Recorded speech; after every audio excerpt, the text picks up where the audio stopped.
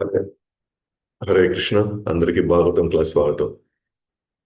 మనం 4వ స్కందం 17వ అధ్యాయంలో ఉన్నాము. సో కొంత భాగాన్ని మనం చూసుకున్నాం. ఈ రోజు రెండో భాగాన్ని చూస్తాం.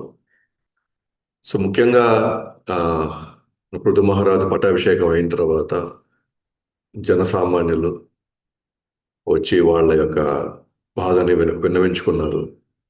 వాళ్ళు ఎంత పండించాలని ప్రయత్నించినా సరే పంటని వాళ్ళ చేతికి రావట్లేదు. పైగా వాళ్ళు ఇప్పుడు చాలా ఆకలితో అలమటిస్తున్నారు. సో ఇది ఆ, పృథు మహారాజు చెప్పిన పృథు మహారాజు సుదీర్ఘంగా కొంత సమయం తీసుకున్నారు. ఏంటి కారణం అని అర్థం చేసుకున్నారు. సో భూమి ఆ విత్తనాలన్నీ రహస్యంగా ఆమె దగ్గర పెట్టుకునింది. అవి ఏమాత్రం అది పంటకి దారి తీసేలాగా ఆమె ఎటువంటి ఆ ఆ పంట పండడానికి ఆమె ఎందుకో ఆమె సహకరించట్లేదు. సో రాజుగా తాను ఇవ్వాల్సిన ఆదేశాలు ఇచ్చేశారు, కానీ భూమి అప్పటికి కూడా మాట వినలేదు. అందువల్ల భూమిని ఆ, చంపాలని నిర్ణయించుకున్నారు.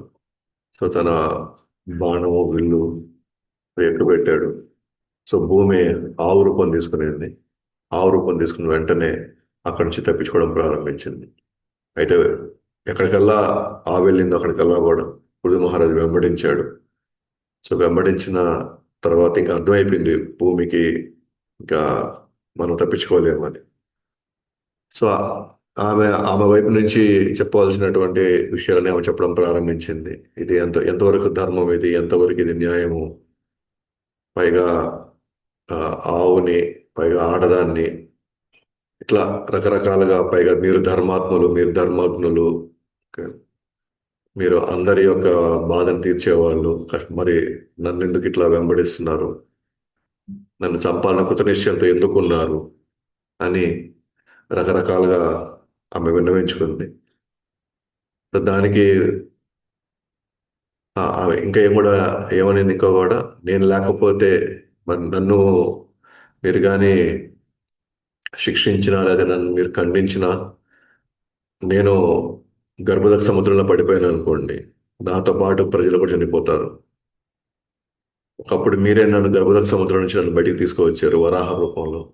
ఇప్పుడు మళ్ళీ మీరే నన్ను ఇది చేస్తున్నారు, నన్ను చంపడానికి ప్రయత్నిస్తున్నారు. అప్పుడు పృథు మహారాజు ఏం చెప్పారు, ఏం చేసినా సరే ఆ, నువ్వు వాళ్ళు పండించిన పంటకి కష్టాన్ని మీరు తీసుకున్న కష్టం చేస్తున్నారు, కానీ వాళ్ళ ఫలితం నువ్వు ఇవ్వట్లేదు. కాబట్టి వాళ్ళ చావుకు నువ్వు కారణం అవుతున్నావు, కాబట్టి నిన్ను చంపినా కూడా తప్పేం లేదు. పైగా నేను వాళ్ళ ఆకలిని నిన్ను రకరకాలుగా నిన్ను అంటే ముక్కలు ముక్కలుగా నిన్ను ఖండించి వాళ్ళ ఆకలిని నేను తీరుస్తాను అని చెప్పి పృథు మహారాజు ఎప్పుడైతే ఆమెకు సమాధానం ఇచ్చాడో ఇంకా ఆమెకు అర్థమైపోయింది. ఇంకా ఇంకా ఎట్టి పరిస్థితుల్లో నన్ను వదిలే ప్రసక్తే లేడని చెప్పేసి తర్వాత ఆమె ప్రార్థన చెప్తుంది. సో ఆ ప్రార్థనలు వినిన తర్వాత ఆమె అసలైన కారణం చెప్పడం ప్రారంభిస్తుంది. సో పోషించే వాళ్ళు మీరే, సృష్టించే వాళ్ళు మీరే, రక్షించే వాళ్ళు మీరే, ధర్మంగా కఠినంగా కూడా పాటిస్తారు, కానీ నన్ను చంపడానికి మాత్రం ఆతృతగా ఎలా ఉన్నారు. సో ఇవన్నీ చెప్పిన తర్వాత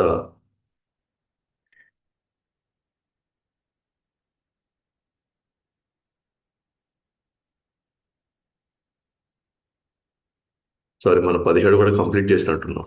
ఓకే, ఇవాళ 18వ ప్రవేశిస్తున్నాం.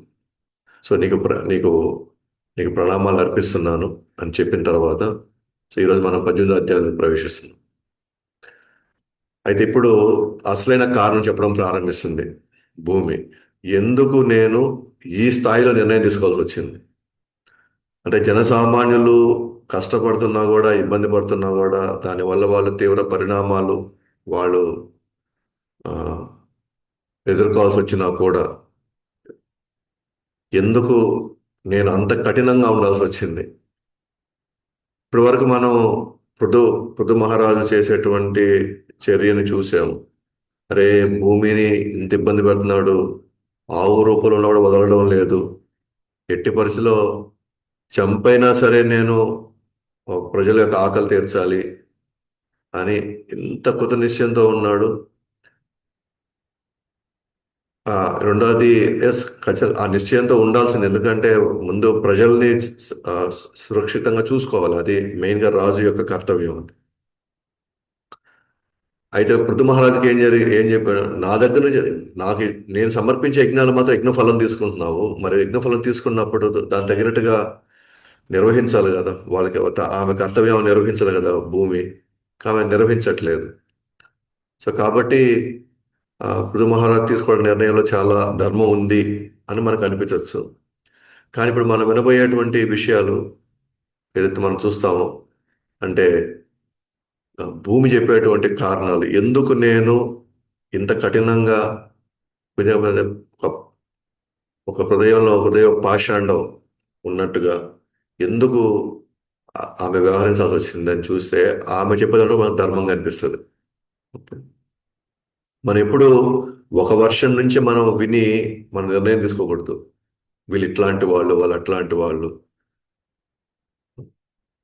కానీ మనం వేరే వాళ్ళ వర్షం కూడా వినేసిన తర్వాత మనం అప్పుడు నిర్ణయానికి రావాలి. ఎందుకంటే మనం ఒక వర్షం మాత్రం విన్నాం అనుకోండి, ఖచ్చితంగా మనం ఎక్కడో దగ్గర మనం పొరపాటు లేకపోతే మనం తీసుకోబోయే నిర్ణయం చాలా ఆ, ఎప్పుడు తప్పుగా ఉంటుందని. ఎస్పెషల్గా మన ధర్మంగా వ్యవహరించే క్రమంలో రెండు వైపులా వినాలి. శాస్త్రం ఏం చెప్తుందో దాన్ని జోడించుకోవాలా. మన పూర్వపు ఆచార్యులు గతంలో జరిగినటువంటి కొన్ని సన్నివేశాలను అన్నిటినీ చూసుకొని తర్వాత మన నిర్ణయానికి రావాలి తప్ప, వెంటనే ఒక వర్షన్ వినేసి అది మనకు ధర్మంగా కనిపించింది కాబట్టి మిగతా వాళ్ళంతా అధర్మం అనే పాయింట్లోకి మనం వెళ్ళడానికి లేదు. సో చాలా నిర్ణయాలు మనం ఇప్పుడున్న పరిస్థితుల్లో ఒక వర్షన్ మాత్రమే విని, లేదా ఒక వర్షన్ మాత్రం మనం బాగా అర్థం చేసుకొని మనం వెంటనే నిర్ణయం తీసేసుకుంటున్నాం.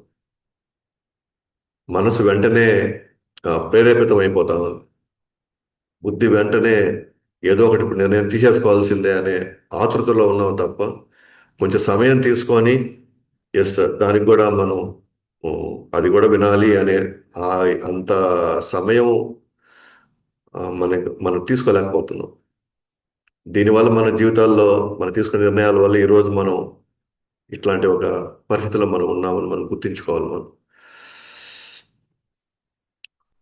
ఎట్లాగైతే అర్జునుడు చెప్పినప్పుడు మహాభారత యుద్ధంలో అర్జునుడు తన వర్షం తను చెప్పాడు, నేను ఎందుకు యుద్ధం చేయడం అనేది మనందరికి కూడా మంచిగా కరెక్ట్ అయ్యలేదంతా.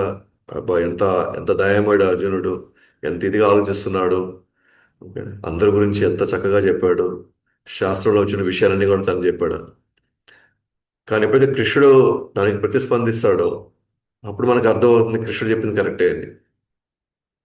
అంటే పై లెవెల్లో కూడా ఏది ధర్మం అని మనం నిర్ణయించలేము అసలు. అంటే మనకి ఆ స్థాయిలో పరిజ్ఞానం ఉంటే తప్ప, మన ఊరికే మన లెవెల్లో నుంచి మనం మాట్లాడేసి వీళ్ళు కరెక్టు, వీళ్ళు కరెక్టు, ఇది కరెక్టే, ఇది అంతే, ఇది ఇలాగే జరగాలి అని మనం తీసుకునే నిర్ణయాలు అది చాలా అసంపూర్ణమైనవి. ఎస్పెషల్గా భక్తుల మధ్య ఉన్న డీలింగ్స్లో చాలా లోతుగా ఆలోచించాలి. మనం ఒకరి మీద ఒక అభిప్రాయాన్ని మనం వ్యక్తం చేయబోతున్నాము అని అంటే భక్తుల విషయాల్లో మనం చాలా జాగ్రత్తగా నోరు జారాలన్నమాట. ఓకే. మన పదాలు కరెక్ట్గా వాడాలి. మనం అలా కాకుండా గతంలో మనం జీవించినట్టుగా భౌతిక వ్యక్తులతో మనం వ్యవహరించినట్టుగా ఏది పడితే అది ఎలా పడితే అలా మాట్లాడేసామనుకోండి, ఏది తోచితే అది మనం చేసుకుంటూ వెళ్ళిపోయామనుకోండి, దానికి మళ్ళీ మనం పరిణామాలు చాలా తీవ్రంగా ఎదుర్కోవాల్సి వస్తుంది మళ్ళీ మనం. అందువల్ల నిర్ణయం తీసుకోవడంలో ఒకరి గురించి ఆలోచించడంలో మనం చాలా జాగ్రత్త వ్యవహరించాలి మనం. సో ఏదో అనిపించిందంతా అనేయడం, అనిపించిన తర్వాత మొత్తం తర్వాత గందరగోళం అయిన తర్వాత మనం చేతులు కాళ్ళకి ఆకులు పట్టుకోవడం వల్ల ప్రయోజనం ఏం లేదు తర్వాత.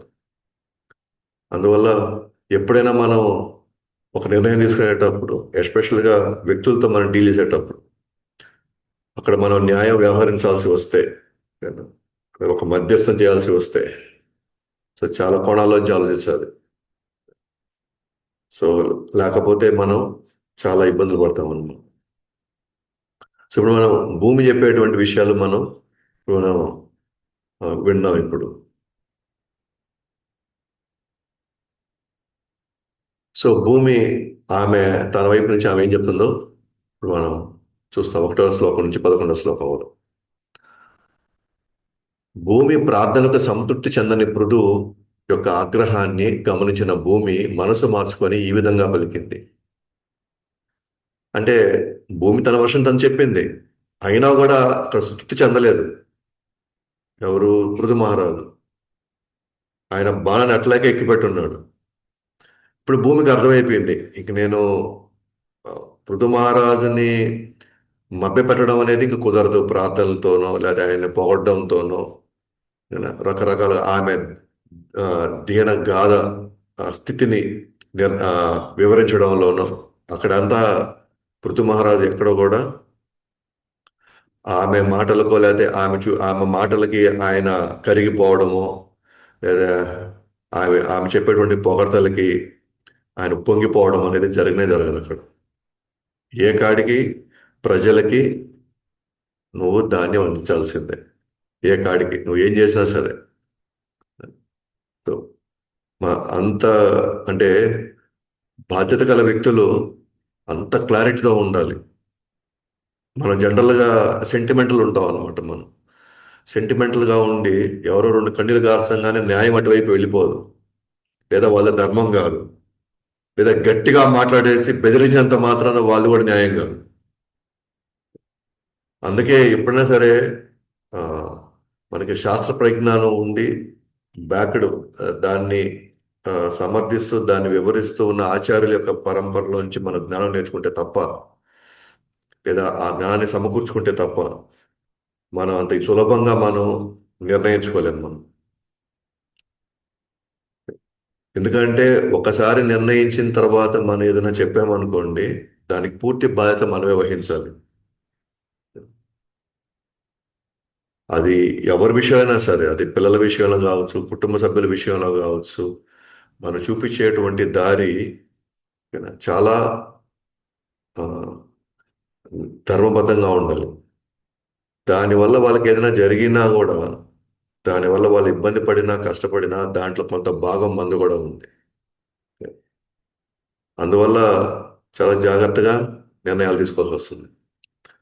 ఇక్కడెక్కడ ఆ, ఆవు రూపంలో ఉన్న భూమి లేకపోతే భూమి చేసేటువంటి త్యాగాలు అవన్నీ గుర్తులేక ఏం లేదు, అవన్నీ తెలియక పృథు మహారాజ్ తెలియక ఏం లేదు, అవన్నీ తెలుసు పృథు మహారాజుకి. అవన్నీ ఉన్నా కూడా ఆమె చెప్పే విషయాలకు ఏదైనా తృప్తి పడలేదు.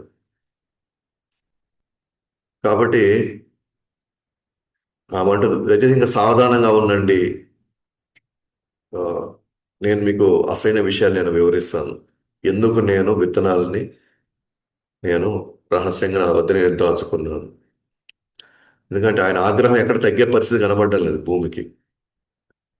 అందుకే ఇంకా మనసు మార్చుకొని ఇంక ఈ విధంగా పలికింది. దయచేసి ఆగ్రహం నియంత్రించుకొని సాధారణంగా నేను మాట్లాడేది వినండి. తెలివైన వారు జ్ఞానసారంను ఏ చోట ఉన్న తేనెటీగ వల్లే తీసుకుంటారు. ఎవరైతే తెలివైన ఉన్నారో వాళ్ళు సారాన్ని ఏ చోట ఉన్నా సరే అక్కడ ఎన్నో మంచి చెడు అన్ని జరుగుతూ ఉంటాయి. అక్కడ దుర్మార్గాలు జరుగుతుంటాయి, అన్యాయాలు జరుగుతుంటాయి, మాట్లాడేవన్నీ అబద్ధాలు, మోసాలు జరుగుతుంటాయి. కానీ ఎంతవరకు తీసుకోవాలో ఎవరు అది మాత్రమే తీసుకుంటారు తెలివైన వాళ్ళు. వాళ్ళకి అవసరమైంది అది 10 మందికి ఉపయోగపడి తీసుకుంటారు తప్ప అక్కడున్న చెత్త చెదరానికి వాటికి ప్రభావితం కారు వాళ్ళు. ఎలాగైతే తేనెటీగ ఎన్ని రకాల పువ్వుల్లోకి వెళ్ళినా సరే అక్కడ తేనె ఉంటే తేనె మాత్రమే తీసుకుంటుంది, ఇంక వేరేది ఏం తీసుకోదు. అంటే మనకి ఇప్పుడు మనం ఉండే ప్రపంచంలో ఆ, ప్రతి ఒక్కరూ పర్ఫెక్టే. ఆయన చెప్పేది ప్రతి ఒక్కరూ పర్ఫెక్టే. ఆ పలికే ప్రతి మాట పర్ఫెక్టే అనుకుంటే తప్పది.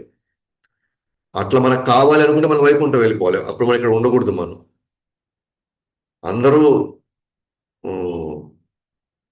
పర్ఫెక్ట్ గా ఉన్నారు, వాళ్ళ మాట్లాడవన్నీ పర్ఫెక్ట్ గా ఉండాలి అని మీరు అనుకుంటే అప్పుడు ఇక్కడ ఉండే ప్లేస్ కాదు. మనం అప్పుడు తిరిగి మనం గోలోకి వెళ్ళిపోవాలి.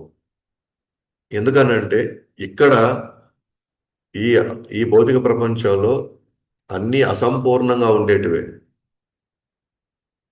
అసంపూర్ణంగా ఉన్నా కూడా దాంట్లో పూర్ణమైనవి తీసుకోవాలి మనం.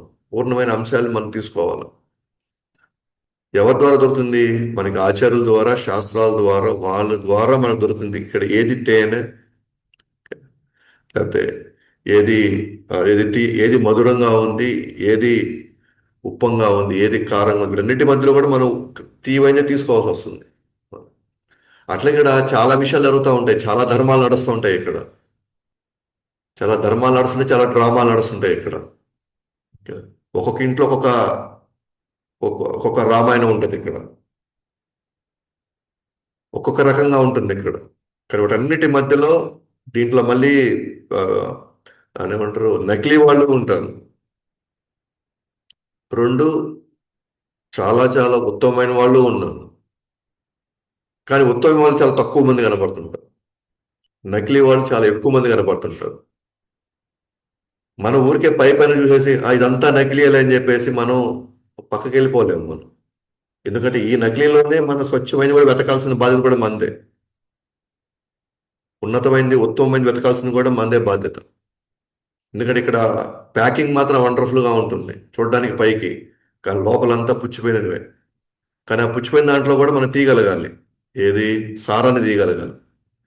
దాంట్లో ఉన్నటువంటి సత్యాన్ని తీయగలగాలి బయటికి. ఆ సత్యానికి విని నేను తట్టుకునే శక్తి నా దగ్గర ఉండాలి. ఆ తర్వాత నేను నడుచుకోగలగాలి తర్వాత. కాబట్టి మీలాంటి వాళ్ళు ఎక్కడున్నా సరే తేనెలాగా, తేనెటీగలాగా ఎక్కడ తేనె ఉంటే అక్కడ ఆ తేనె వరకే తీసుకుంటారో, అట్లాగే నా విషయాల్లో ఉన్నటువంటి విషయాన్ని, నేను చెడదని కాదు, లేదా నేను చేసేటువంటి కార్యంలో చూడడానికి కఠినంగాను క్రూరత్వంగా ఉండొచ్చు. కానీ నేను ఎందుకు తీసుకున్నానో ఆ నిర్ణయాన్ని, దయచేసి ఆ వర్షన్ కూడా మీరు వినండి. దాంట్లో ఉన్నటువంటి ఆ సారాన్ని మీరు తీసుకొని నేను చేసింది కరెక్టా కాదని మీరే నిర్ణయించండి. అందుకని ఇక్కడ మనకు సపోర్ట్ చేసే వాళ్ళంతా మంచోళ్ళు కాదు, మనల్ని వ్యతిరేకించే వాళ్ళంతా చెడ్డోళ్ళు కాదు. మనం వెంటనే మనల్ని పొగిడినా, మనల్ని సమర్థించినా అంతా మంచోళ్ళు అయిపోతారు అనమాట వాళ్ళంతా. మనకి ఎవరైనా కొంతమంది జాగ్రత్తలు చెప్పినా, కొంతమంది లేదండి ఇలా కాదు ఇలా చెయ్యండి అంటే మనకు కోపం వచ్చేస్తుంది. అంత ఆ, అహంకారం ఆ లెవెల్లో ఉందన్నమాట.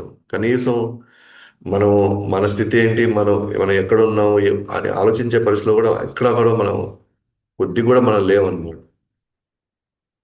ఎందుకు ఆ మాట ఉంటుందంటే, నా యొక్క ప్రవర్తన చూసి మీరు వెంటనే నన్ను చంపడానికి మీరు నిర్ణయించుకున్నారే.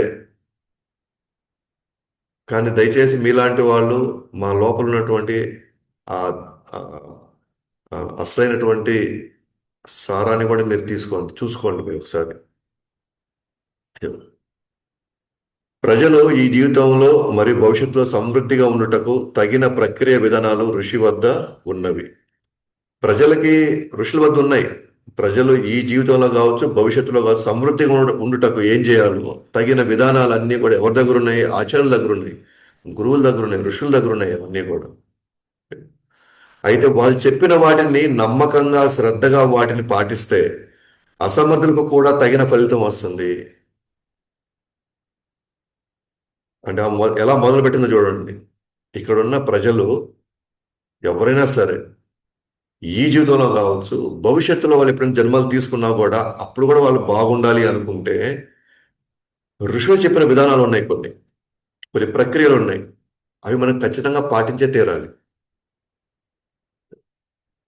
ఎవరైతే దాన్ని నమ్మకంగా శ్రద్ధగా పడతారో, ఎంత వాళ్ళ జీవితంలో అసమర్థులైనా సరే, వాళ్ళ కర్మలు దారుణంగా ఉన్నా సరే, వాళ్ళకి ఈ రోజుకు రోజుకి వాళ్ళ విపత్తులు వస్తున్నా సరే, వాళ్ళకి ఖచ్చితంగా తగిన ఫలితం వస్తుంది. ఎప్పుడు నమ్మకంగా శ్రద్ధగా ఆ ఋషులు చెప్పినటువంటి, ఆచార్యులు చెప్పినటువంటి ప్రక్రియల్ని, విధ విధానాల్ని మనం పాటిస్తే అసమర్థులకు కూడా తగిన ఫలితం వస్తుంది. అయితే మూర్ఖులు వాటిని పాటించకపోతే ఎప్పటికీ విజయవంతం కాలేరు. మీరు ఎంత తెలివైన వాళ్ళైనా సరే, మీ దగ్గర ఎంత సంపద ఉన్నా సరే, మీరు దగ్గర ఎంత తెలివితేటలు ఉన్నా సరే, వాళ్ళు చెప్పినటువంటి విషయాలని మనము పాటించకపోతే ఖచ్చితంగా మనం ఎంత చేసినా సరే మనం విజయవంతం కాలేరు. అంటే సామాన్యులు ఇచ్చే పొగడ్తలు విజయవంతమైనట్టు కాదు మనం. సామాన్యులు ఏదో రోజు వచ్చి ఒక రెండు మాటలు మన గురించి మంచిగా చెప్తే మనం విజయవంతమైన వాళ్ళం కాదమ్మా. మనం చేసిన మనం చేసినటువంటి పనులు లేదా మనం చేసే పనులు ఆచార్యులు కానీ లేకపోతే శాస్త్రాలు సమర్థిస్తే అది మన విజయవంతమైన పని అది. లేకపోతే దారిపోయి దానయాలంతా వాళ్ళ ఏదో పనులు కావడం కూడా మనకి ఏదో మనం పొగుడతారు వాళ్ళు. లేదా మన దృష్టిలో వాళ్ళు ఉండాలని మన దగ్గర లేకపోయినా సరే వాళ్ళు పొగుడతారు. అదేదో మనం నిజమే అనుకొని కానీ మనం ఆ, ముందుకెళ్ళాం అనుకోండి, ఆ మాట విని మనం ఎప్పుడు విజయవంతం కాదు. విజయం ఎలా ఉండాలి అని అంటే ఆ విజయం మనకి శాశ్వతంగా ఉండాలి. మనం పొందింది మనతో శాశ్వతంగా ఉండగలగాలి, అది విజయం సాధించినట్టు. మనం పొందింది ఈ రోజు రేపు ఎగిరిపోయే పని అయితే అది అసలు మనం ఏ పాటి విజయం సాధించినట్టు, అది ఎప్పుడో వెళ్ళిపోతాయి ఎట్లాగో. ఏదో మనతో ఉన్నంత వరకు ఏదో కొంత మనకి ఉపశమనం ఇచ్చినట్టు ఉంటాయి అంతే అవి. అవి అసలైన విజయాల కింద మనం పరిగణించుకున్నాం అనుకోండి, అది మన మూర్ఖత్వం. ఏదైనా మనతో శాశ్వతంగా ఉండేదే మన విజయం అన్నమాట. ఆమె ఎక్కడి నుంచి స్టార్ట్ చేసిందో చూడండి. ఆమె మళ్ళీ ప్రజల దగ్గరికే వెళ్ళింది. ప్రజలు చేసే పనుల వల్లనే ప్రజలు చేసే పనుల వల్లనే వాళ్ళకి బంధకమా లేకపోతే ముక్తి లభిస్తుంది, వాళ్ళు చేసే కార్యాలను బట్టి. ఇక్కడ ఇంకెవరితో ఎటువంటి సంబంధం లేదు. ప్రకృతి ఎప్పుడు మనకి యాక్చువల్గా మనకి సహకరిస్తూనే ఉంటుంది ప్రకృతి. భగవంతుడు మనకి ఎప్పుడు సహకరించిన సిద్ధంగా ఉన్నాం. ఆచార్యులు సిద్ధంగా ఉన్నారు. సాధువులు సిద్ధంగా ఉన్నారు. ఇంతమంది మనకి మంచి అని సిద్ధంగా ఉన్నారు. అయినప్పటికీ కూడా మనకి ఇక్కడ ఆందోళన, బాధలు, భయాలు అంటే అది మనం చేసుకున్నవి. మనం ఎటువంటి కార్యాలు చేస్తున్నాం అది ఆ ఋషులు, మునులు, ఆచార్యులు ఆమోదించిన పనులా కాదా.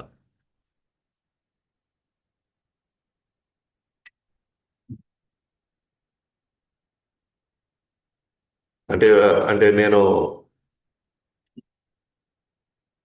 జస్ట్ కొన్ని మోరల్ లెవెల్లో చెప్తాను అనమాట. మోరల్ లెవెల్లో ఇది మంచి పనే చెడ్డ పనే అని, ఇది మంచి పనే చెడ్డ పనే అని శాస్త్రాల దాకా కూడా పోవాల్సిన అవసరం లేదు. ఒక సామాన్యమైనటువంటి దృక్పథం కలిగినటువంటి వ్యక్తులుగా ఆ లెవెల్ నుంచి నేను మాట్లాడతాను.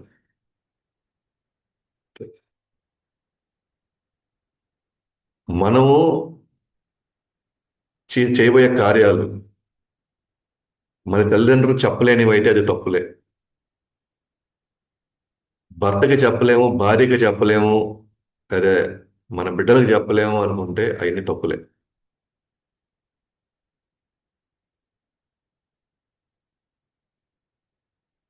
అవి మనం చెప్పడానికి, వివరించడానికి మనం సంకోచిస్తున్నాము అని అంటే అది చెడ్డ పని, అది చెడ్డ కార్యం.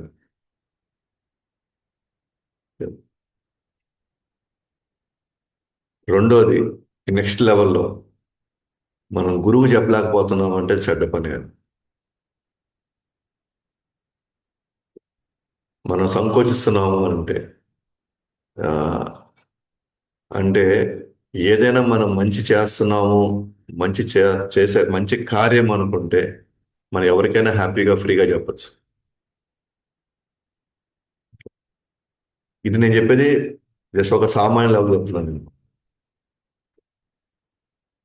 అంటే ఎందుకు నీ ప్రశ్న తీసుకొస్తున్నానంటే మనం ఎట్లాగో శాస్త్రాలు అక్కడ దాకా పోయి మనము అది నిజమా కాదా, అది మంచిదా చెడ్డదా అని అంత ఓపిక సహనం మనకు లేనప్పుడు నేను చెప్పేది సామాన్య లెవెల్ చెప్తున్నాను. మన తల్లిదండ్రులకో లేదా మన మీద ఆధారపడ్డ వాళ్ళకో అయితే మనల్ని చూసుకునే వాళ్ళకో మనం చెప్పలేకపోతున్నాము అని అంటే అది చెడ్డ పని.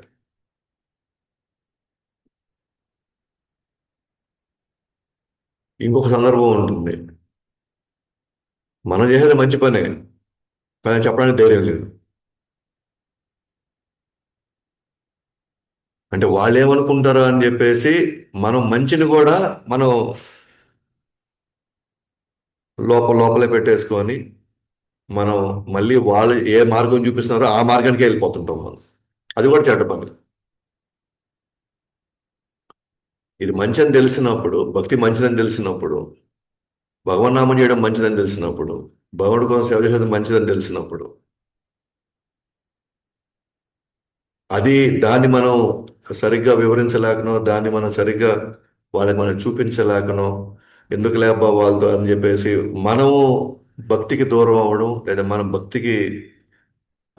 భక్తి చేయడాన్ని తగ్గించుకోవడం జరిగితే అప్పుడు మనం చెడ్డ పని చేస్తున్నట్టు. కాబట్టి భూమి ఇక్కడ మూర్ఖులు ఏం చేస్తున్నారంటే వాళ్ళు ఏదో చాలా గొప్ప గొప్ప పనులు, అంటే ప్రపంచం అంతా మనం గొప్పగా పొగిడే పనులు చేస్తున్నామని వాళ్ళు అనుకుంటున్నారేమో. కానీ వాళ్ళు ఋషులు చెప్పింది, శాస్త్రాలు చెప్పింది పాటించకపోతే ఖచ్చితంగా వాళ్ళ విజయాన్ని సాధించలేరు.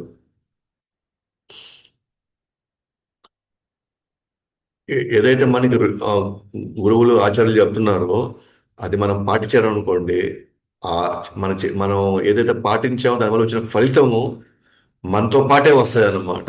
ఇంకో జన్మెత్తినా 10 జన్మలెత్తినా 1000 జన్మలెత్తినా మనతో పాటే వస్తాయి. అవి కాకుండా మనం లోకంలో జరిగే పరిణామాలను బట్టి మనం చేసుకుంటూ వెళ్ళామనుకోండి, అది ఈ జన్మతోనే ఎండ్ అయిపోతుంది. అది మన నెక్స్ట్ జన్మ కూడా ట్రాన్స్ఫర్ కావాలి. అది కూడా మ్యాక్సిమం మన వయసు ఉన్నంత వరకే వాటిని అనుభవించగలుగుతాం. దాని తర్వాత మనం చచ్చినట్టుగా మనం వాటి పరిణామాలు మనం ఎదుర్కోవాల్సి వస్తుంది. ఇప్పుడు ఆ భూమి అంటుంది అనమాట, నేను రహస్యంగా ఉంచడానికి గల కారణాలు ఏంటో భూమి చెప్తుంది ఇప్పుడు. ఏంటా కారణం? ఆధ్యాత్మిక భావంలో లేని అభక్తులు వాటిని వాడుతున్నారు. ఫస్ట్ పాయింట్ అది చెప్పింది.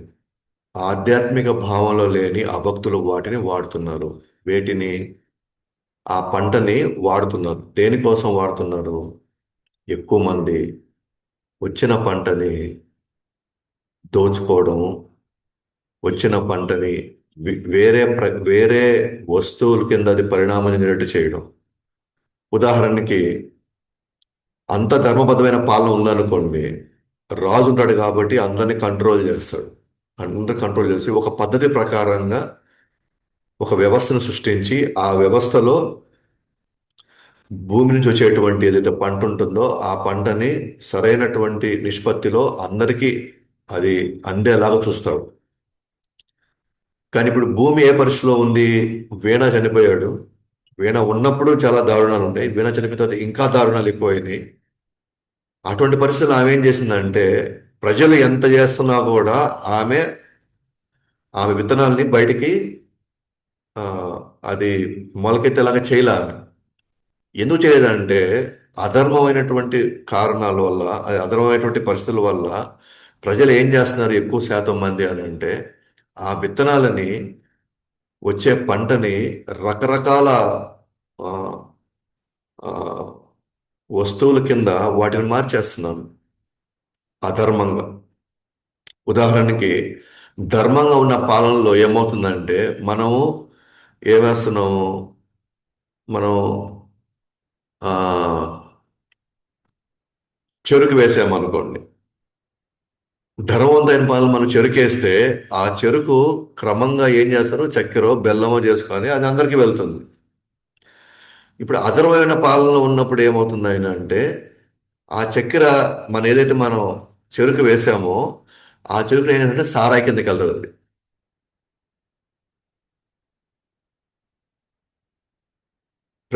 ఇక్కడ ప్రతి మంచి వస్తువు కావచ్చు, ప్రతి ఒక మంచి అంశము అధర్మమైనటువంటి వ్యక్తుల చేతుల్లోకో, లేదా స్వార్థపూరితమైన వ్యక్తుల చేతుల్లోకో వెళ్ళాయి అనుకోండి, ఇవే వస్తువులే ప్రజలు ఇంకా ఇంకా నష్టపోవడానికి, ప్రజలు ఇంకా ఇంకా బాధలు పడడానికి వీళ్ళు కారణం అవుతారు.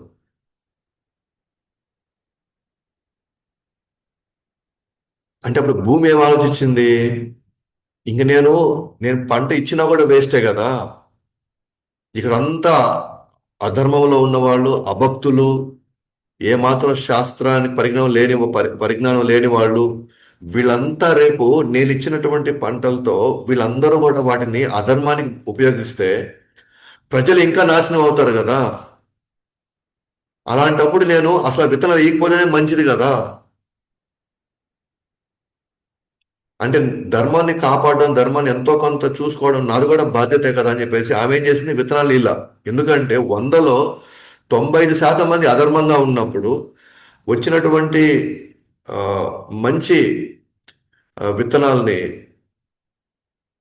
వాళ్ళ యొక్క అజ్ఞానంతోనో మూర్ఖత్వంతోనో, లేదా వాళ్ళకి ఏదో ఒక ఒక హోదా ఉందనో, వాళ్ళకి ఏదో శక్తి ఉందనో, అంటే బలహీనల్ని ఇంకా ఇంకా వాళ్ళని ఇబ్బంది పెట్టడానికి, లేదా ప్రజల్ని తప్పుదోవ పట్టించడానికి, వాళ్ళు చక్కగా వచ్చే ఆహారాన్ని, చక్కగా వచ్చేటువంటి ఎన్నో పంటల్ని వాళ్ళు అధర్మమైనటువంటి మార్గంలో వివిధ కారణాలకు వాళ్ళు వాడినప్పుడు భూమి ఏం చేస్తుంది, వాటిని కడుపులో పెట్టేసుకుంది. ఇప్పుడు ఇదే జరుగుతూ ఉంది మన పరిస్థితిలో కూడా. ఉన్న భూమిలో ఉన్న వనరులంతా నీళ్లు తీసుకొని నీళ్లు పోయి అమ్మేస్తా ఉంటే, ఓకేనా, వచ్చేటువంటి ఆ, మనకు వచ్చే ధాన్యాలని, విత్తనాలన్నింటినీ, ఓకే, తీసుకొచ్చి బ్లాక్ మార్కెట్లో అమ్మేస్తా ఉంటే, ఓకే, లేదా వచ్చేటువంటి పంటని సారాయికి, విస్కీలకి, బ్రాందీలకి, ఇంకా నానా రకాల చెత్తా చెదారం అంతా తయారు చేయడానికి సిద్ధమైతే భూమి రాను రాను రాను ఏం చేస్తుంది, పంట రానికుండా చేస్తుంది. ఇక్కడ ఇప్పుడు అదే జరుగుతూ ఉంది ఇప్పుడు ఇక్కడ. నేను పండించేది అమ్ముకోవడానికే అనేటువంటి పరిస్థితికి వచ్చినప్పుడు ఈ వనరులన్నీ ఎవరివి? భగవంతుడివి. ఈ వనరులను ఎవరు చెందాలి? అందరికీ చెందాలి ఇది.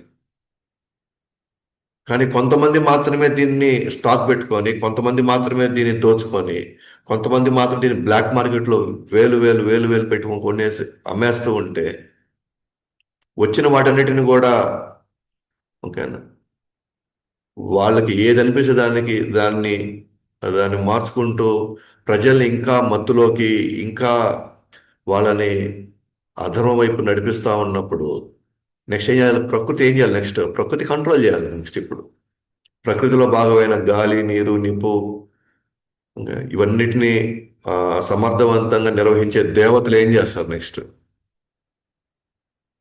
ఆ దేవతలు నెక్స్ట్ ఏ విధంగా వీటన్నిటిని కట్టడి చేయాలని చూస్తారు వాళ్ళు. ఎలాగైతే మన స్కాములు చేసామనుకోండి, గవర్నమెంట్ ఆధ్వర్యంలో స్కాములు చేసి ఏమవుతుంది, ఆ డిపార్ట్మెంట్లు వచ్చి వాళ్ళని కట్టడి చేస్తుంది.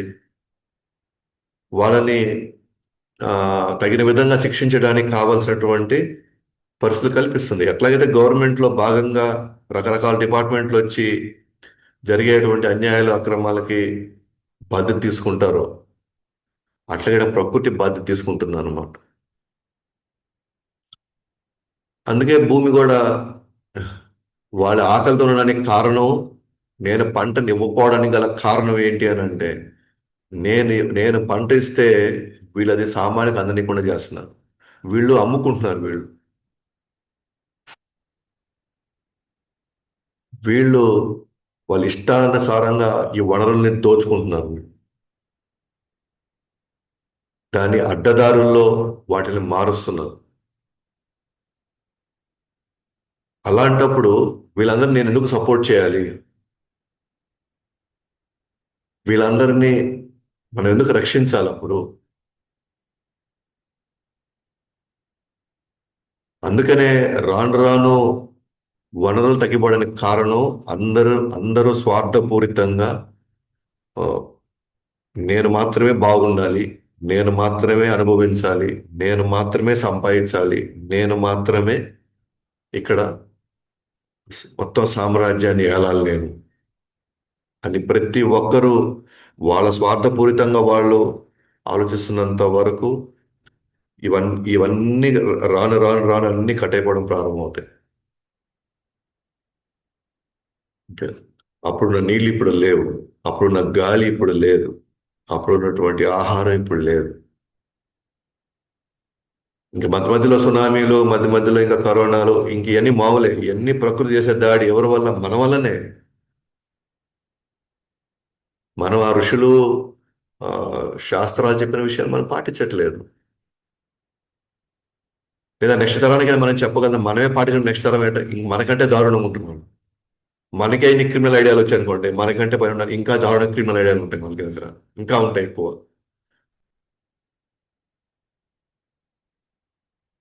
దేవాలయం పోతే స్వార్థమే, దానం చేస్తే స్వార్థమే, ఏదైనా వేరు కోసం మనం పని చేస్తే స్వార్థమే. ఎన్ని పెట్టుకొని ఏం చేస్తాం మనం తర్వాత? ఎవరికి ఇస్తాం ఇవన్నీ తీసుకొని పోయి? ఎందుకంటే జీవించిన వరకు మనం ప్రశాంతంగా ఉండలేదు. ఎందుకంటే అది లేదే, ఇది లేదు, అట్టుంది ఇట్టుంది, అది జరిగింది ఇది జరిగిందని ఎప్పుడు బాగుందిలే. ఇంక దాని తర్వాత ఇంక ఇప్పుడే బాగాలేనప్పుడు ఇంక భవిష్యత్తులో ఇంకేం బాగుంటాం మనం? ప్రసక్తే లేదు, అవకాశమే లేదు. కృతజ్ఞత లేని జీవితాలకి ప్రశాంతత వచ్చే ప్రసక్తే లేదు. మనకి భూమి పట్ల కృతజ్ఞత లేదు. మనకి గాలి వస్తే వాయుదేవుడి పట్ల మనకు కృతజ్ఞత లేదు. మనకి వర్షాన్ని ఇచ్చే ఆ, ఇంద్రుడో వరుణుడో కృతజ్ఞత లేదు మనకి. ఇవన్నీ సమకూర్చిన భగవంతుడి మీద అసలు కృతజ్ఞత లేదు. కృతజ్ఞత లేని జీవితాలకి ఎప్పుడు ప్రశాంతత ఉండదు. మన కోట్లను సంపాదించుకోవచ్చు, మన దగ్గర ఎన్నో తెలివితేటలు ఉండొచ్చు, మనం వందల వందల ఇంకా సంపదని మనం సమకూర్చుకోవచ్చు, కానీ ప్రశాంతంగా మాత్రం ఎవరు జీవించలేరు. ఎందుకంటే ఈ ప్రపంచమే డిజైన్ చేయబడింది ఏంటి అని అంటే, ఎలా డిజైన్ చేయబడిందంటే, నువ్వు ఎవరికో ఏదో ఒకటి చేస్తే తప్ప నీకు మనశ్శాంతి రాదు ఇక్కడ. లేకపోతే ఈ టాటాలు, లేకపోతే ఆ, మన బిల్ గేట్స్ లాంటి వీళ్ళంతా పెద్ద పెద్ద ఫౌండేషన్ ఎందుకు ఇస్తున్నారు? వీళ్ళంతా ఫౌండేషన్ పెట్టి ఎందుకు వీళ్ళు దానం చేయాలనుకుంటున్నారు? వాళ్ళకి అర్థమైపోయింది ఒక లెవెల్ దాకే సంపాదన, ఆ తర్వాత పెట్టుకుంటే మనకే తలకాయ నొప్పి అయిపోతుంది, మనకే మనకి నిద్ర పట్టట్లేదు రా బాబు, అట్లీస్ట్ ఈ విధంగా ఇచ్చి మనకు కొంచెం ప్రశాంతంగా ఉన్నామని వాళ్ళకి అనిపించింది కాబట్టి వాళ్ళు చేస్తున్నారు.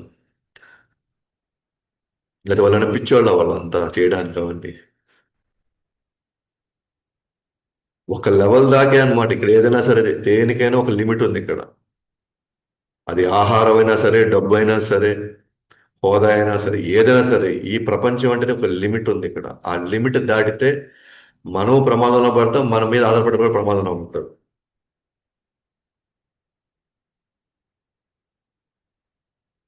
ఒకటి మాత్రం ఓవర్గా చేయొచ్చు, అది భక్తి మాత్రమే. ఎందుకంటే భక్తి చేయడం వల్ల మనం హ్యాపీగా ఉంటాం, మన మీద ఆధారపడే వాళ్ళు హ్యాపీగా ఉంటాం. ఎంత ఎక్కువ చేసుకుంటే వాళ్ళంత ప్రశాంతంగా, అంత ఆనందంగా ఉండగలుగుతాం.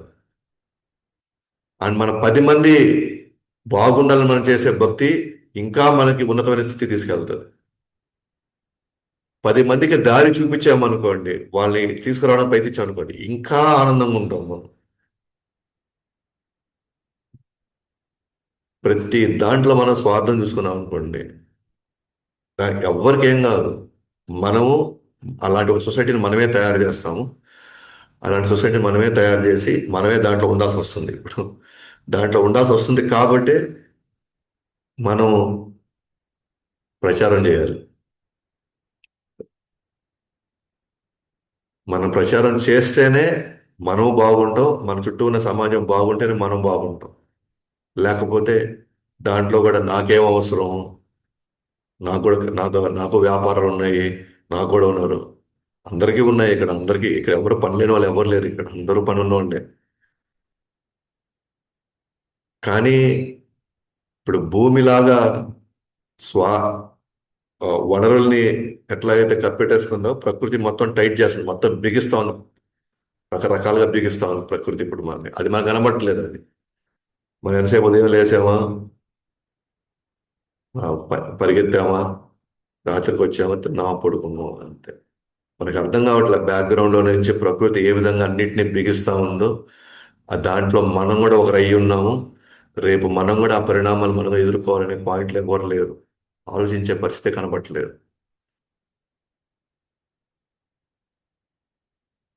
సో భూమి క్లియర్గా చెప్పింది, నేను ఏది ఇచ్చినా వీళ్ళు నాశనం చేసి పడేస్తారు వీళ్ళు, కాబట్టి నేను ఎందుకు ఇవ్వాలి?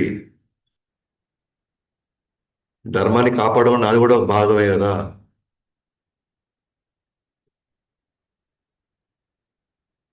వాళ్ళ మనసులంతా కూడా స్వార్థపూరితమైనప్పుడు, వాళ్ళ జీవితాలంతా కూడా ఎవరిని ఎట్లా దోచుకోవాలనే దాంతో నిండిపోయినప్పుడు, నన్ను పదే పదే నాలో ఉన్నటువంటి వనరులన్నీ తీసుకొని వచ్చి వాళ్ళ యొక్క జీవితాలు ఆ, సమృద్ధి చేసుకోవడానికి మాత్రమే ఉపయోగిస్తా ఉంటే అది అందరికీ చెందాలి కదా, భూమి మన ఒక్కరిదే కాదు కదా. మరి వాళ్ళెవరికి ఇవ్వనప్పుడు ఎందుకు చేయాలి మనం ఇప్పుడు? అలాగే నెక్స్ట్ పాయింట్ చెప్తుంది, నేను పాలకులచే సరిగా గౌరవింప మరి రక్షింపబడట్లేదు. ఉన్న పాలకులంతా వాళ్ళే ఫస్ట్ దోచుకుంటా ఉంటే, అన్నిటికంటే పెద్ద దొంగలు వాళ్ళే అవుతుంటే, అసలు నన్ను ఏమాత్రం గౌరవించకుండా, నన్ను ఏమాత్రం రక్షించకుండా ఆ, దోచుకోవడానికి ఫ్రీ హ్యాండ్ ఇచ్చేశారు అనుకోండి ఎవరినైనా సరే, నేను ఎందుకు ఇవ్వాలి అప్పుడు? విత్తనాలు నేను ఎందుకు ఇవ్వాలి? ఆహారాన్ని నేను ఎందుకు ఇవ్వాలి?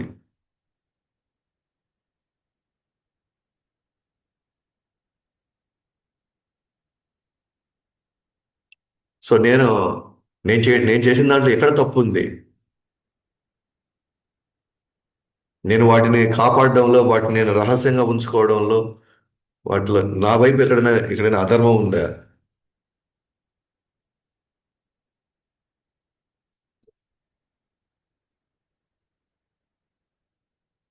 మనం సరైనటువంటి ఆ, నాయకులను ఎంచుకోకపోయినా,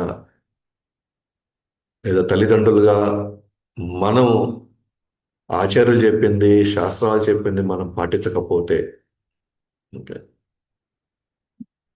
బ్యాక్గ్రౌండ్ మనకే ప్రాబ్లం అవుతుంది. ఇది మొత్తం ఒక సిస్టమ్, ఒక వ్యవస్థ ప్రకారం అన్ని నడుస్తా ఉన్నాయి, అన్నీ నడుస్తున్నాయి.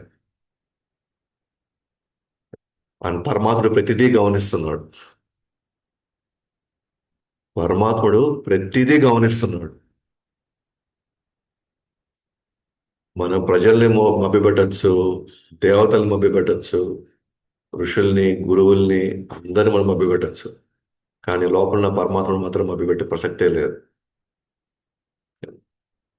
మనం నటిస్తున్నామా, లేకపోతే ఆ, మనం మోసం చేస్తున్నామా, అది నిజంగానే మనం ప్రేమతో చేస్తున్నామా, వీటన్నిటికీ పరమాత్ముడే సాక్షిగా ఉంటాడు. ఓకే. మనం అనుకోవచ్చు, నేను చేసింది ఎవరు గుర్తుంది ఇదంతా అని. ఒక్కోసారి మనకి ఈ జన్మలో మనం చేసిన పనులే మనకు గుర్తులేవు మనకి. చిన్నప్పటి నుంచి మనం చేసింది. నేను మర్చిపోయేంత మాత్రం నేను చేయనట్టు అర్థం కాదనమాట. నేను మర్చిపోయాను కాబట్టి నేనేం చేయలేదు అనుకుంటే పొరపాటు అది. నాకు గుర్తు లేదు అంటే నేను ఏం చేయలేదని అర్థం కాదనమాట.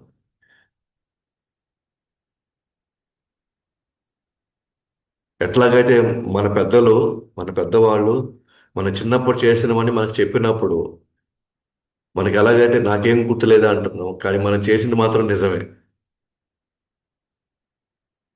మనం చేసింది నిజం. దానికి సాక్షులు ఎవరు? మన పెద్దవాళ్ళు. అలాగే మన గత జన్మల్లో చేసింది కావచ్చు, అంతకు జన్మలో చేసింది కావచ్చు, సాక్ష్యం వచ్చి పరమాత్ముడే. మనకి ఇంకా వేరే ఆ, ఆ, అంటే కొంతమంది వేరే రకంగా కొన్ని రకాల ప్రశ్నలు వేస్తుంటారు.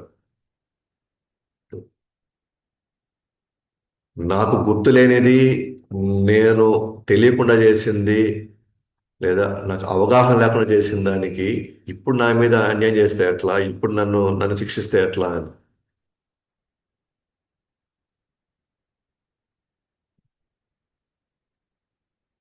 అందుకనే ప్రతిదీ జాగ్రత్తగా చేయాలి. ప్రతిదీ స్పృహతో చేయాలి. మానవ జన్మ లాంటి ఉత్తమమైన జన్మ 84 జన్మల తర్వాత ఒక జన్మ వచ్చింది అంటే,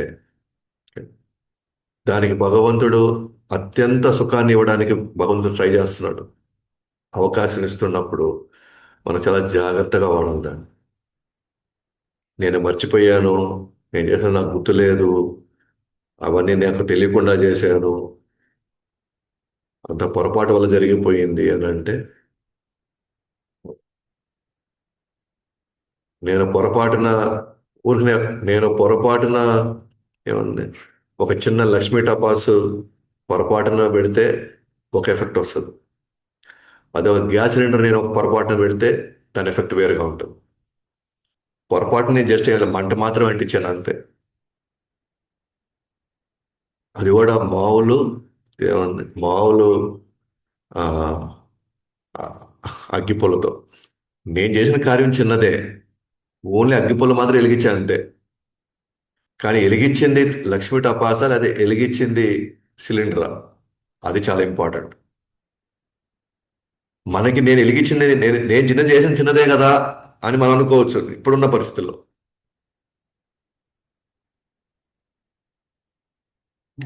నేను చేసిన చిన్నదే కదా, మనం చేసిన చిన్నదే, కానీ దాని ప్రభావం ఏ స్థాయి కలది మనం ఊహించలేము అన్నమాట. మనం అంచనా వేయలేము మనం. కాబట్టి నేను ఇచ్చింది రూపాయి కదా లంచం అనుకుంటే కుదరదు. లేదా నేను తీసుకున్న రూపాయే కదా అన్యాయంగా అని కూడా కుదరదు. సో నాలోనే ఎంతో కాలం ధాన్యాన్ని రహస్యంగా దాచుకున్నాను. నేను ఆచార్యులు మన శాస్త్రాలు ఇచ్చిన ప్రామాణిక విధానాలను మీకు వివరిస్తాను. ఆ విధానంతో వెంటనే వాటిని బయటకు తీయండి. ఇప్పుడు ఆమె చెప్తున్నాను అన్నమాట. అందువల్ల నేను రహస్యంగా ఈ ధాన్యాలను నేను దాచుకున్నాను.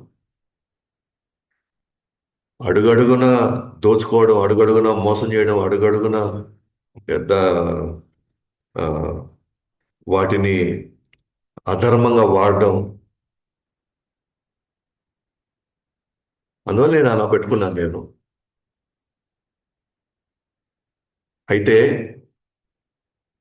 ఇప్పుడు నేను కావాలంటే ఇచ్చేస్తాను, ఆ ధాన్యం అంతా నేను మీకు ఇచ్చేస్తాను. అయితే ఏ పద్ధతులు దాన్ని తీసుకొని నేను చెప్తాను మీకు. ఆచార్యులు శాస్త్రాలు ఇచ్చిన ప్రామాణిక విధానాలతో నేను మీకు వివరిస్తాను ఏ విధంగా మీరు నాలో నుంచి ఈ ధాన్యాలు తీసుకొని మళ్ళీ మీరు యథావిధంగా మీరు పంట పండించుకోవచ్చో అది కూడా నేను మీకు ఇస్తాను. అంటే అర్థం ఏమవుతుంది మనకి, అంటే మళ్ళీ మన భూమి యథావిధంగా మళ్ళీ మనకి మళ్ళీ రేపు చాలా ఆ, ఏమంటారు, దాని యొక్క ఆ,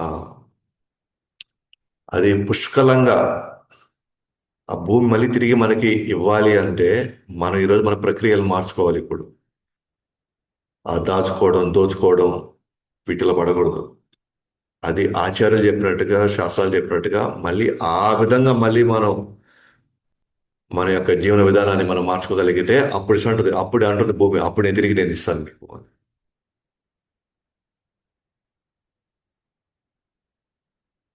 కలియుగం యాక్చువల్ చెప్పాలంటే ఈ పాటికే కలియుగంలో ఈ పాటికే చాలా ఘోరమైన పరిణామాలు ఈ పాటికే స్టార్ట్ అయిపోయి ఉండాలి యాక్చువల్గా. పరిణామాలు ఈ పాటికే స్టార్ట్ అయిపోయి ఉండాలి. కానీ ఇంకా భూమి ఎంతో కొంత మనకి మా సహకరిస్తుందంటే, లేదా ప్రకృతి మనం సహకరిస్తున్న అర్థం ఏం తెలుసా, ఇంకా కొంతమంది ఇంకా నామ సంకీర్తన చేస్తున్నారు. ఇంకా కొంతమంది భగవంతుడు చెప్పినట్టుగా తపస్సులు ధ్యానాలు చేస్తున్నారు. వాళ్ళ వాళ్ళ వాళ్ళని సంరక్షించుకోవడం కోసం ప్రకృతి కొంచెం లేట్ చేస్తుంది అంతే. అరే వాళ్ళు చేసిన దానికి మనం ఎంతో కొంత వాళ్ళకి న్యాయం చేయాలి కదా అని ప్రకృతి వాళ్ళ కోసం కొంచెం బ్యాక్, ఈ కాలం కొంచెం వెనకాల తగ్గిందన్నమాట. ఆ వికృతమైనటువంటి కలి పరిణామాలు రాకుండా ఉండడానికి. వాళ్ళు చేసేదానికి మిగిలిన వాళ్ళు ఏం చేస్తున్నారు, సామాన్యులు ఈ విషయం తెలియక సామాన్యులు ఏం చేస్తున్నారంటే మన కోసం ఉందిలే భూమి, మన కోసం ఉన్నాయి నీళ్లు, మన కోసం ఉంది ప్రకృతి అని చెప్పేసి వాళ్ళు దోచుకుంటూ ఉన్నారు అనమాట వాళ్ళు.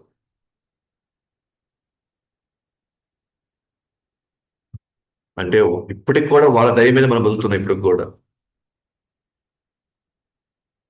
వాళ్ళు వాళ్ళు ఎంతో కొంత భగవంతుడికి వాళ్ళు చేస్తున్నారు కాబట్టి, వాళ్ళు ఎంతో కొంత భగవంతుడు తృప్తి పడుతున్నాడు కాబట్టి ఈ కలి పరిణామాలు ఈ స్థాయిలో ఇంకా మన మీద విజృంభించడం లేదు మన మీద.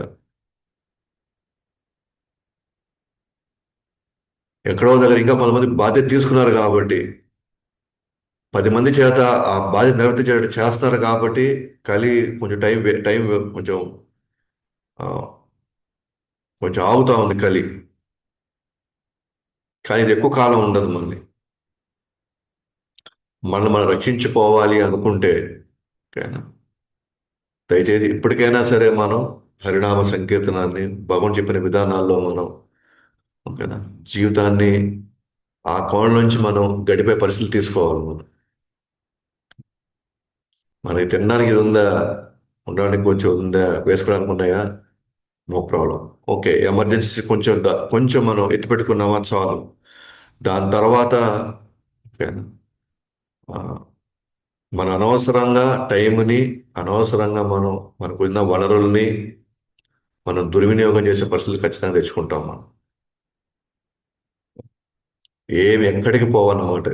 మీరు ఏది చేసినా, భగవాన్ కోసం మీరు ఏది చేసినా మీకు వేరేట్లు మళ్ళీ తిరిగి వస్తుంది. మీరు భగవాన్ కోసం ఏం చేసినా సరే, ఈ ధర్మ మార్గ ప్రచారంలో మీరు ఏం చేసినా సరే మీకు వేరేట్లు మళ్ళీ తిరిగి వస్తుంది. మీరు శాశ్వతంగా బయటపడతారు. అంతేగాని ఆ, స్వార్థపూరితంగా వీటితో ఎట్లయినా మనం తెచ్చుకోవాలి, మనం లాక్కోవాలి అనుకుంటే మాత్రం ఎంత ఎంత ఫాస్ట్గా వచ్చి అంత ఫాస్ట్గా మన నుంచి దూరం అవుతాయి. అంటే అలాంటి అనిశ్చితమైన జీవితంలో, అనిత్యమైన జీవితంలో ఎవరు హ్యాపీగా ఉండలేరు. ఇక్కడ చెప్తుంది అనమాట, ఎలా నన్ను నాలో నుంచి మీరు ఎలా ఈ ఈ విత్తనాలని లేకపోతే ఈ పండ్లా తీసుకోవాలి నేనే మీకు చెప్తాను. అది ఆచార్యులు శాస్త్రాలు చెప్పిన విధంగా నేను మీకు వివరిస్తాను. దానికి ఏం కావాలి అంటే దానికి ఒక దూడ కావాలి, ఒక పాత్ర కావాలి, పాలు పితికేవాడు ఏర్పాటు చేయండి ఫస్ట్. అంటే నేను ఆవు రూపంలో ఉన్నాను ప్రస్తుతానికి, భూమి ఆవు రూపంలో ఉంది కాబట్టి ఆమె ఏమడుతుంది, నాకు ఒక దూడ కావాలి, అలాగే ఆ పాలు తీసుకోవడానికి కావాలి ఒక పాత్ర కావాలి, అదే పాలు పితికేవాడు కావాలి. ఈ ముగ్గురు ఉన్నారనుకోండి. ఉమ్, నాకు దూడ మీద ఉన్న ప్రేమతో జీవులకు తగిన విధంగా పాలను సమర్పిస్తాను. ఆ దూడ ఎవరో, ఆ దూడ మీద ఉన్న ప్రేమతోనే పాలు వస్తాయి బయటికి యాక్చువల్గా. ఆవు ఎందుకు ఇస్తుంది పాలు, దూడకి ఇవ్వాలని ఇస్తుంది. దూడ మీద అనుకున్న బాధ్యత ఉంది కాబట్టి, ఆప్యాయత ఉంది కాబట్టి అది పాలు ఇస్తుంది.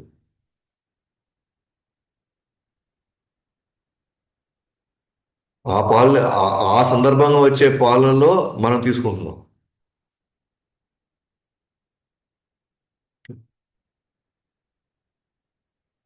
యాక్చువల్గా ఇప్పుడు ఏదైతే మనం మార్కెట్లో తాగుతున్న పాలు అంత హింస చేసి వచ్చే పాలు అయ్యండి.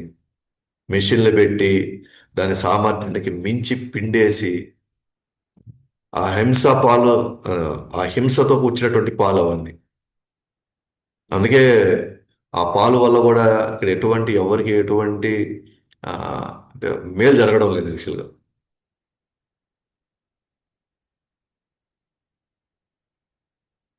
దూడ కోసం వదిలే పాలల్లో దూడ తాగిన తర్వాత మనం తీసుకోవాలి. అని అంత టైం ఎవరికి ఉంది, పాలు ఉండేది దోచుకోవడానికే కదా అది కూడా. ఇవన్నిటికీ మన పరిణామాలు మనం చెల్లించాల్సిందే. ఒక రూపంలో కాదు ఇంకొక రూపంలో మనం చెల్లించాల్సిందే. ఒకప్పుడు ఏంటంటే పాలు దూడ తాగిన తర్వాత అది ఉంటే అది కూడా ఎవరికి అమ్ముకోవడానికి కాదు, మన ఇంట్లో మనం ఇంకా హ్యాపీగా ఆనందంగా ఉండడానికి, ఆరోగ్యకరంగా ఉండడానికి అది. బట్ ఇప్పుడు ఆమె చెప్తుంది, భూమి ఆవు రూపంలో నాకు, నేను ప్రేమించేటువంటి వ్యక్తి, నేను ఆప్యాయతగా చూసే వ్యక్తి, అటువంటి వ్యక్తి ఒక దూడలాగా కావాలి. ఏ పాత్రలో ఆ పాత్ర కావాలి, ఏ పాత్రలో మీరు పిండుకుంటారో ఆ పితికేవాడు ఎవరు, ఆ పితికేవాడు కూడా నాకైతే నేనే మీకు ఆ విత్తనాన్ని ఇచ్చేస్తాను. ఎలా చేయాలో నేను చెప్తాను, ఎలా చేస్తే మీకు మీకు యథార్థమైన స్థితికి మళ్ళీ వచ్చేస్తాను నేను చెప్తాను అంటూ. ఆ విధానం ఏంటి అవన్నీ కూడా మనం రేపు క్లాస్లో చెప్పుకుంటాం. గ్రంథరాజ్ శ్రీమద్ భాగవతం की जय, अनंत कोटि वैष्णव वृंद की जय। ग्रंथराज श्रीमद् भागवतम की जय। ताय गौ प्रेमानंदे हरि।